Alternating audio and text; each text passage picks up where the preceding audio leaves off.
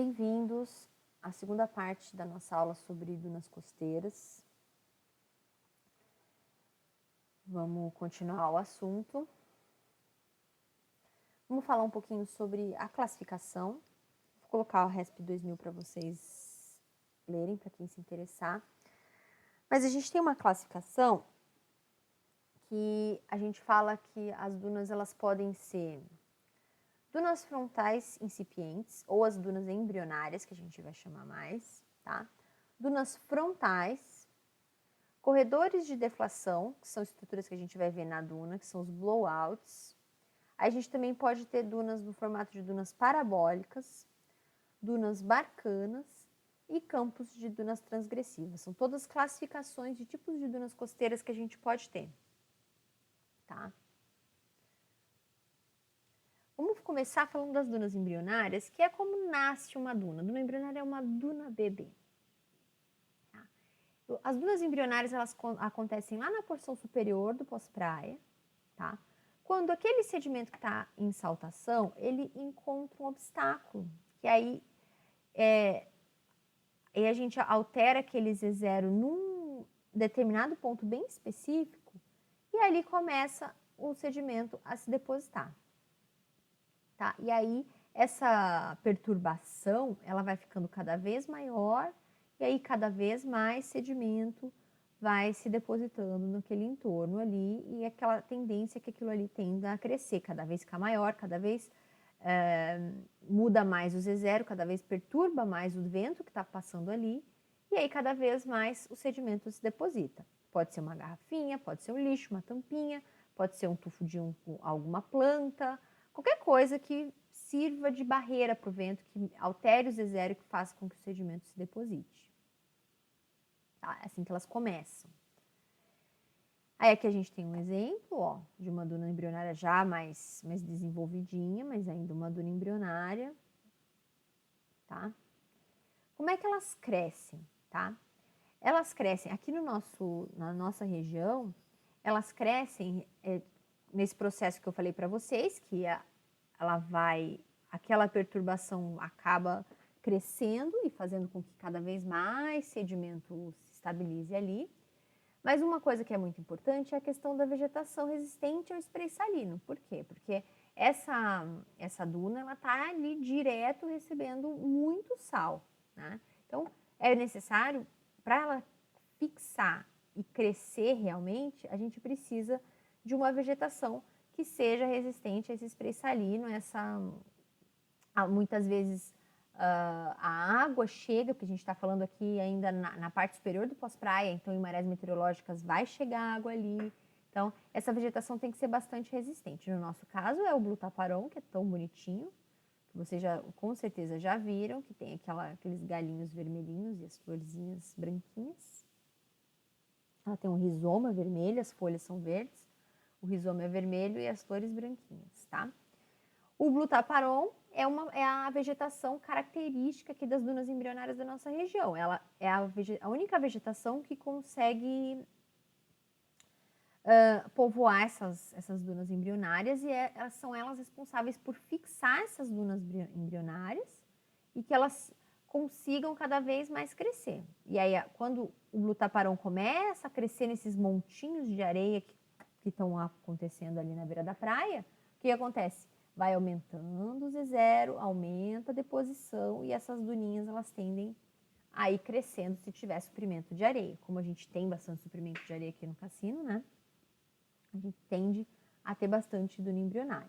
Tá? Lembrando que a tendência, se essa duna embrionária, a gente vai ver daqui a pouquinho, ela conseguir evoluir na sua formação, evoluir no seu crescimento, ela pode vir a formar dunas frontais. Tá?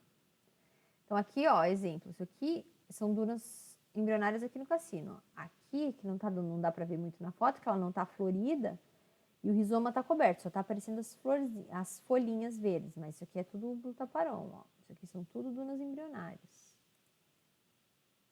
Tipo, aqui é duna embrionária, aqui, ó, duna embrionária, aqui tudo duna embrionária. Toda essa parte aqui mais perto, mais do lado de cá das dunas, parte superior do pós-praia, tudo duna embrionária. Aí aqui em outros lugares, com diferentes vegetações, né? Dependendo da região, a vegetação vai ser uma. Aqui no nosso caso é a do taparão, tá? Mas a vegetação é que vai fazer com que a areia fique, com que a areia seja, aumenta o Z0, acumula areia. E é isso aí, tá? Então tá. Vamos mais aqui, mais de perto, olha só. O Blue Taparon.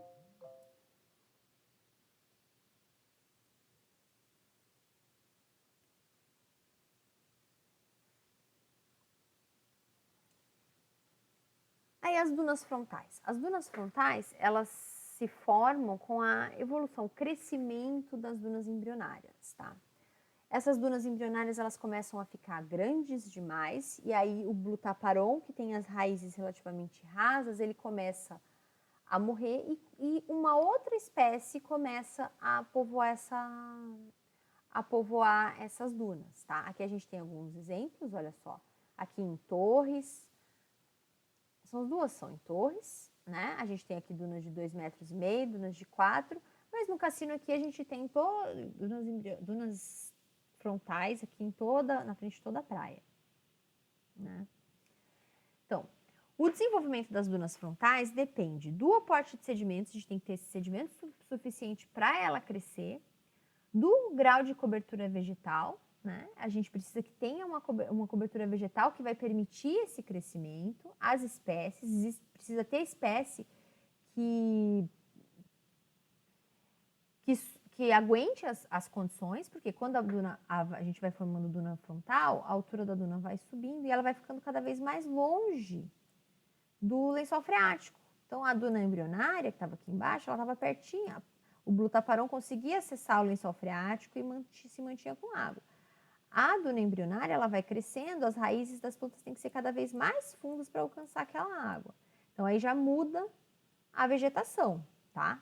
O Blutaparon, se só tiver Blutaparon, não tiver uma transição para uma outra vegetação, quando ela for crescendo, ela não vai conseguir se estabilizar como duna frontal, porque a vegetação vai morrer, vai ficar a areia solta e o vento vai levar, né? Então, aí a gente precisa também ter a questão da frequência e magnitude do ataque pelas ondas. Por quê? Porque a onda, a duna embrionária, ela precisa crescer para virar duna frontal, né? Então, se a gente tiver muitas marés meteorológicas que vão lavando e tirando esse sedimento da duna embrionária, ela não consegue evoluir e virar duna frontal, né? Então, a duna embrionária, ela precisa ficar ali estabilizada e conseguir fazer a transição de vegetação e conseguir crescendo. Se a gente tem muito ataque de onda, muita maré meteorológica, ela acaba sendo lavada, o sedimento acaba sendo levado, muitas vezes o Blutaparon é arrancado pelas ondas e ela não consegue virar uma duna frontal. Então, a maioria das vezes, as dunas embrionárias não viram dunas frontais, porque elas acabam sendo levadas, o sedimento acaba sendo levado pelas ondas durante as tempestades, tá? O tipo de praia e zona de surf também vai depender. A gente vai ter uma parte da aula, não hoje, que relaciona a morfodinâmica com as dunas, tem uma relação, tá? A estabilidade da praia a médio e longo prazo é muito importante. Se a gente tem uma praia que está crescendo, aí a gente tem muito mais possibilidade desse processo de duna embrionária, da duna embrionária conseguir ser preservada para virar uma duna frontal. Se é uma praia erosiva que está saindo sedimento, muito difícil vai ter sedimento disponível para essa duna embrionária virar duna frontal, né? E a questão de interferência humana também, que a gente vai ver no finalzinho desse capítulo. Tá? Então, olha só, as dunas frontais, elas são dunas embrionárias que cresceram verticalmente e lateralmente, né? A vegetação tem que ser diferente por conta da distância do lençol freático, apesar de ainda ter que ser bastante resistente ao spray salino, tá? Aqui no nosso caso a gente tem o Panicum racemosum, que é aquele capinzinho, que é a vegetação que tem a raiz bem comprida para alcançar lá embaixo o lençol freático, tá? E já é uma vegetação bem mais alta do que o Blutaparon. Então a gente aí tem mais um aumento do Z0, né? E aí o que também possibilita o crescimento da duna para alturas maiores, tá? Porque aumenta a deposição e aumenta o crescimento da duna. Aqui alguns exemplos, olha só. É lá no litoral norte do Rio Grande do Sul, ao sul de Cidreira, a gente tem um lugar que chama Dunas Altas, que tem dunas frontais são dunas grandonas, vários metros de altura, bem desenvolvidas. Tá? E a gente tem também uma classificação ainda lá do RESP, dos tipos de duna frontal, tá? A gente tem 5 tipos de dunas frontais, que vão desde as dunas mais estáveis, que é o tipo 1, tá? Uma duna bem estável, até a duna mais erosiva, mais erodida, que é o tipo 5. Então, tem um gradiente aí de estabilidade, o 1 sendo mais estável, mais bem estabelecida, e o 5 sendo menos estável. Então, vamos lá. O tipo 1 é aquela duna mais frontal, estável, bem vegetada, tipo essa, assim, grandona, sem falhas, uma duna contínua, com a vegetação bem estabelecida, são as dunas frontais tipo 1. As dunas frontais tipo 2 já tem um pouco menos de cobertura vegetal, e aí a gente já sabe que menos cobertura vegetal vai ter menos estabilidade, né? Porque quem segura a areia, quem faz com que a areia fique depositada ali, quem aumenta o zero é a vegetação, né? E aí a gente tem uma variação lateral na densidade vegetal, então tem alguns lugares mais vegetados, outros lugares menos vegetados. E aí a gente tem alguns canaizinhos, alguns lugares onde não tem vegetação, a duna fica mais baixa e forma esses canais, tá? Ao longo do cordão de dunas. E muitas vezes tem escarpas erosivas nas bases. Esse é o tipo 2. O tipo 3, que é o tipo bem do meio, é uma duna frontal estável, mas já tem menos vegetação ainda, tá? Que chamam de tipo hummock, que são, conseguem perceber aqui, ó, é evolução, é um pouco menos de vegetação que o tipo 2, então a gente fica montinhos. Onde tem vegetação fica os montinhos mais altos e onde não tem fica mais baixo, tá? O tipo 4 já é bem mais erosivo, já tem bem menos vegetação, tá? E aí tem muita variação topográfica, mais ainda do que o tipo 3, tá? E aí tem grandes bacias de deflação, são grandes áreas sem vegetação, que o sedimento acaba saindo de lá, a gente vai falar que são os blowouts, tá? E algumas partes bem planas, que a gente chama de planícies de areia, tá? Tudo isso por conta da diminuição da vegetação, né? Que vai diminuindo a estabilidade da duna. E o tipo 5, dunas altamente erosivas, que é pouquíssima vegetação, né? Então, quase nada de duna. Aí aqui a gente tem, ó, a gente tem um tipo 1 bem vegetado, um tipo 3 já menos vegetada, que ela é bem alta, mas tem uma variação lateral. E aí aqui o tipo 5 altamente erosivo. Tá? Aí aqui de novo, né, dunas frontais, aqui uma bem estabelecida, tipo 1. Aí aqui uma já mais para o tipo 3, tipo 4, com variação bastante intensa da topografia. Alguns lugares bem vegetado com dunas altas, outros lugares já sem a duna bem estabelecida. Certo? Aqui também, olha só, aqui no Mar Grosso, já um tipo 4, de duna, com alguma coisa bem vegetada, outras não. Né? E aqui a gente tem um esqueminha que é da evolução de uma duna frontal estável, tá? A gente tem como é a evolução, é o ciclo de como a duna enfrenta uma tempestade, tá? Então a gente tem aqui, olha, uma situação de bom tempo, uma duna frontal bem estabelecida, uma duna aí uma situação de bom tempo, tem sedimento suficiente, tem vegetação, tem tudo, a gente forma uma duninha embrionária aqui. Né? As ondas estão pequenas, estão quebrando lá no banco, tudo certo. E aí vem uma tempestade. Vem uma tempestade, a gente tem uma maré meteorológica, o mar vai lá em cima no pé da duna, e a duna incipiente já era. A duna embrionária é totalmente removida pela areia, é lavada, tá? Leva sedimento, leva vegetação, leva tudo. A vegetação aqui da base da duna frontal também acaba sendo levada, pode formar uma escarpa, né? E aí passou a tempestade, a gente tem aqui essa duna frontal, ela acaba se restabelecendo, rola um desmoronamentinho ali para ela ficar estável de novo, né? Preenchimento da escarpa.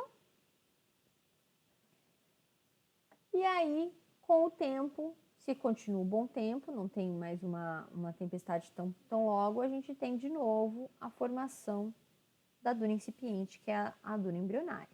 Tá? Por isso que eu falo que para essa duna embrionária virar uma duna frontal alta, com uma vegetação diferente, a gente tem que ter muito tempo sem uma tempestade, sem uma maré meteorológica, porque durante a maré meteorológica ela é toda elevada. Tá? Então, se a gente tiver muito tempo sem tempestade, normalmente durante o verão, às vezes, né? A gente tem vários meses, aí a gente pode ter a formação aí de uma duninha, uma duna, se ela cresceu o suficiente, pode ser que ela não seja totalmente levada na próxima tempestade, e aí ela tem potencial para virar uma duna frontal. Certo? E aí aqui, as planícies relíquias de duna frontal. Aqui a gente tem vocês conseguem perceber aqui as linhazinhas, de dunas frontais? Relíquias já totalmente vegetadas, gramadas e tudo mais. Né? Isso aqui é na Nova Zelândia. Isso aqui indica que a costa está crescendo, que há algum tempo atrás a gente tinha dunas frontais aqui atrás e a costa está crescendo em direção ao mar. Mas mais legal do que esse é esse aqui. Reconhecem, né? A gente tem aqui, desembocadura da Lagoa dos Patos, Rio Grande, o Cassino aqui, né? E aí vocês conseguem enxergar essas linhas aqui? Um monte de linhazinha. Isso aqui foi classificado como Fordham Ridges, que são esses campos aí de dunas frontais relíquias, tá? Então, tudo, olha, desde aqui, tem um monte de linha. Que se a gente faz um perfil topográfico aqui, são um monte de cristinha e cava, assim. São dunas frontais, tá? E aí, como a gente tem um processo de acreção a longo prazo aqui na costa, aqui perto no sul da Lagoa dos Patos, a gente tem, olha só, há alguns milhares de anos, essa costa vem crescendo e a gente tem todo esse campo de paleodunas frontais aqui na nossa região, tá? O cassino tá aqui, a estrada. E aqui a gente consegue ver bem direitinho as linhas das paleodunas frontais. Certo? Aqui só para lembrar, para mostrar, né, que a gente tem uma taxa de acreção grande no cassino, isso aqui são 6 anos. A gente tem uma taxa aí de 8 metros por ano, de acordo com esses perfis aqui.